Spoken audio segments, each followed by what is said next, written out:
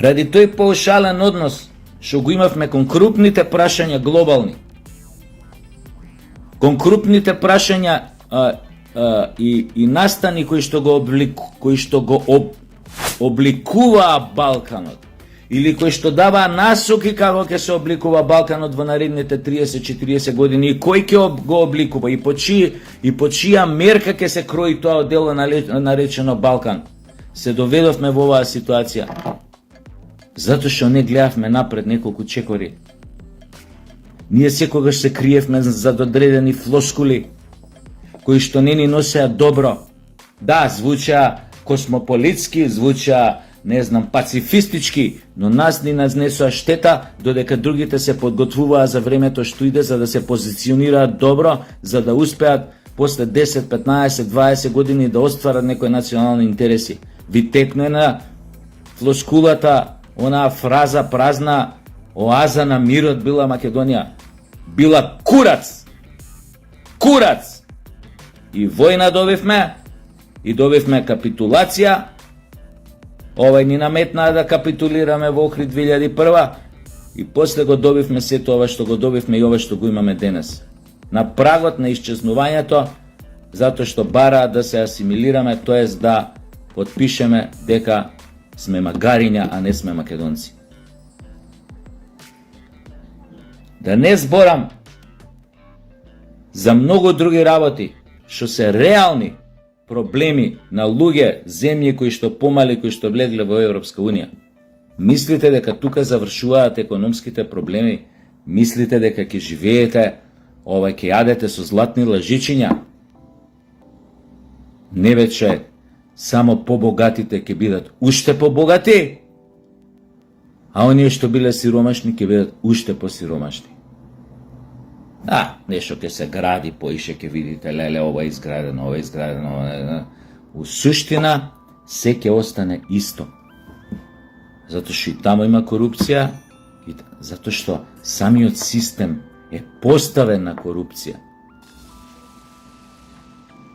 Да, они шминкаат, кај нив постојат некои, што знам, така да кажам, кај некои луѓе политичари етички норми, па ќе офатат како ќе влезе овото бус, ќе плати карта со државна картица, со пари на народот, па ќе даде одма оставка. Кај нас нема да даде оставка, ќе оваа битолчанкава, оваа скафандра, како се вика Бисера, ја завале путката, ја фатија тамо, си купувала плишани мечиња, ово, ни оставка, ни бутур, ниту па тој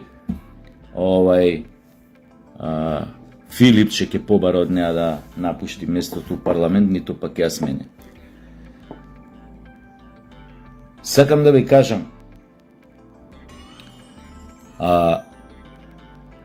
пак има луѓе што ќе не можат да си дозволат многу работи у животот.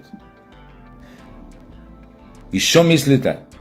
Зошто и земји кои што влегоа во Европска Унија, стотици илјади по нивниот влез во Европска Унија, граѓани од тие земји ја напуштија својата матична држава, избегаа во земјите во Европска Унија со помош на тие европски пасоши кај што можеш да отидеш сегде.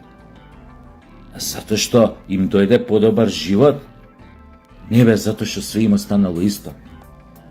Има еден тип, многу јадам гомна, италијанец, писател, у 19 век напишал книга, Лампедуза, мислам се вика писателот, а книгата се вика Леопард. Во кој што на крајот на книгата вака вика: најголемата мајсторија во големата политика е толку радикално да ги смениш работите околу себе, да се остане исто како и претходно. Дали ме сваќате? И последната работа. Зошто нема нас да не примат во Европската Унија? Еве, без разлика да кажеме тоа е идеална земја, земја со ништота, појма немам и така натаму, така натаму. Нема да не примат. Затоа што тоа им одговара на повеќе членки на Европската Унија. Ги знаете кои се, да не ги редам. Затоа што нашиот влез во Европска Унија ќе значи на некој начин сопирање на процесот на самоволна, своеволна асимилација. Едноставно ќе престанат македонците да земаат бугарски пасоши, нема да им требаат више. И нема да мора да направат многу други работи. Како што сега сакаат или сакаме да ги правиме или ќе ги направиме под присила. Се надевам дека нема да ги направиме, дека ќе остане трошка разум кај нашите сегашни политичари, сепак да одолеат на тие искушенија.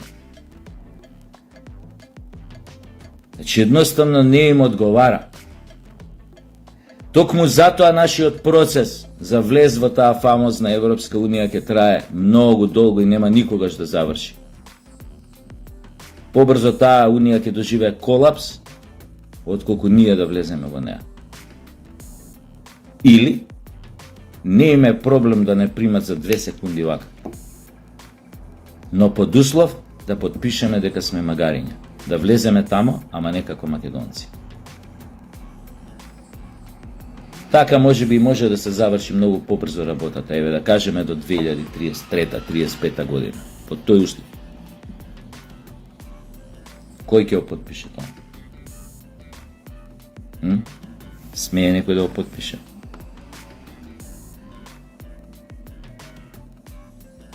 Не заборавајте.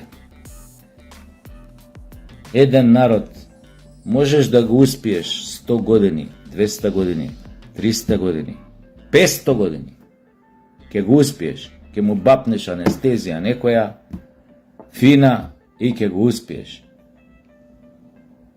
Ама тој народ кога тогаш ќе се разбуди? Ке го разбуди понижувањето, ке го разбуди срамот, ке го разбуди лошиот живот. Не заборавајте, од овој народ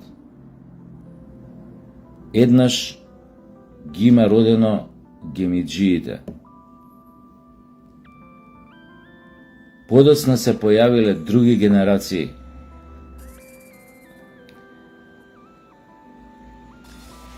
Кои што учествувале во една таква крвава војна, кај што морале да го бркаат Хитлер од тлото на Европа. Прво од овде. И бугарските фашисти.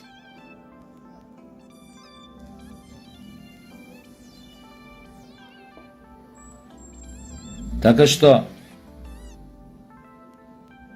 ќе дојат генерации, ќе знаат како ќе треба. И со предавниците, и со непријателите на нивниот народ.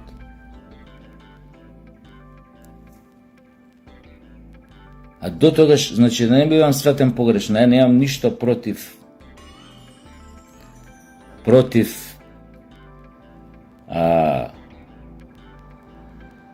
ова или она работа.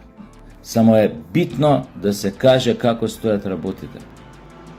Не цветаат ружи, поготоа не тамо кај што сите ние здушно, колективно, хорски, на секоја телевизија, на секој настап се обидеме да кажеме Европа е нашиот, Европската Унија е нашата, Европската Унија е нашата цел. Тие не знаат кај те раде. Погледнете, у Германија имате неофицијални полициски часови навечер у одредени градови. Луѓе сами кажуваат, имате градови во Германија после 10 саат, неофицијален полициски час, но малте некако да е жив човек нема. Затоа што криминалот со мигрантските движења е подигнат на плюс 2000%. Што не можеш Стокхолм, Мохмол, Копенхаген, не можеш само девојче да пуштиш навечер на улица. Франција.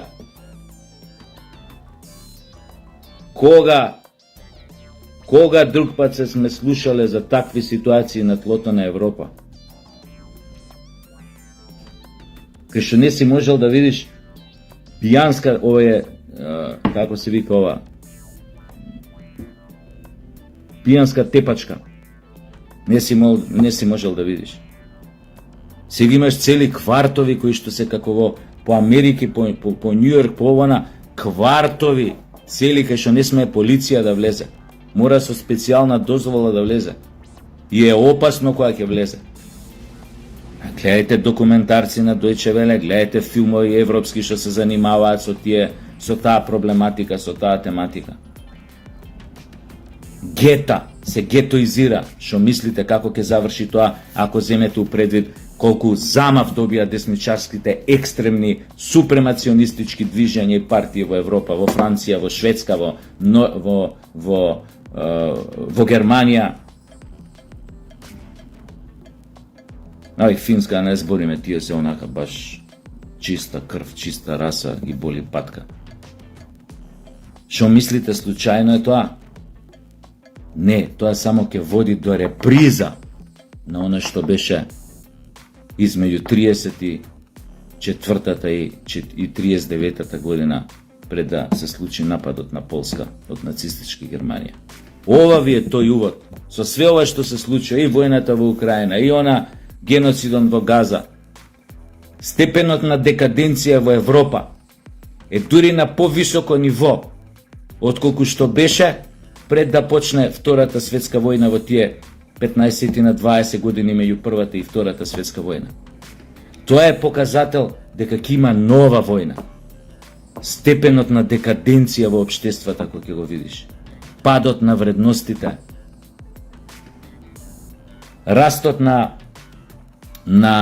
сексуалните первертити, перверзии, на падот на моралот поточно.